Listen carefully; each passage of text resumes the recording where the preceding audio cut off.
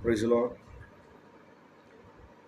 யோபின் புஸ்தகம் 1 அதிகாரம் 10 வாசிக்கும்போது, கர்த்தர் அவனையும் அவன் வீட்டையும் அவனுக்கு உண்டான யாவற்றையும் சுற்றி வேலி அடைத்து அவன் கிரியைகளை ஆசீர்வதித்தார். அவன் சந்ததி தேசத்தில் பெருகிற்று என்று படிக்கிறோம்.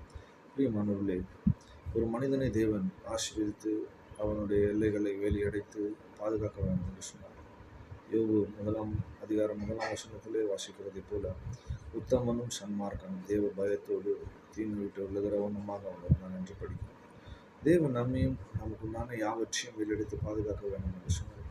நாமும் உத்தமர்களாக சன்மார்க்கர்களாக தேவ பயத்தோடு ஜீவித்து தீமை விட்டு விலகிறவர்களாக இருக்க வேண்டும். உத்தமர்கள் என்று சொல்லும்போது பிழைகளை உணர்கிற ஒரு அனுபவமாக இருக்கிறது. சன்மார்க்கம் என்று சொல்லும்போது அது நேர்மையாய் நடக்கிற ஒரு அனுபவமாக இருக்கிறது. தீமையை விட்டு விலகுகிற அனுபவம் என்று சொல்லும்போது ஒரு மனிதன் தேவ பயத்தோடு ஜீவித்தாலே தீமையை விட்டு விலகுகிறான், பாவமான காரியத்தை விட்டு விலகுகிறான். ஆகவே இந்த அனுபவம் நம்முடைய வாழ்க்கையில் இருந்தாலே ஆண்டவர் நம்மை, நம்முடைய வீட்டை, நமக்கு யாவற்றையும் வெளியடைப்பார், நம்மை ஆசீர்வதிப்பார். நம்முடைய சம்பத்து தேசத்தில் பெருகும், நம்முடைய ஆசீர்வாதம் தேசத்தில் பெருகக்கூடியதாக இருக்கிறது. ஆகவே இந்த வசனத்தின்படி ஜீவித்து ஆசீர்வதிக்கப்படுவோமாக. கர்த்தர் உங்களை ஆசீர்வதிப்பார்கள். ஆமென்.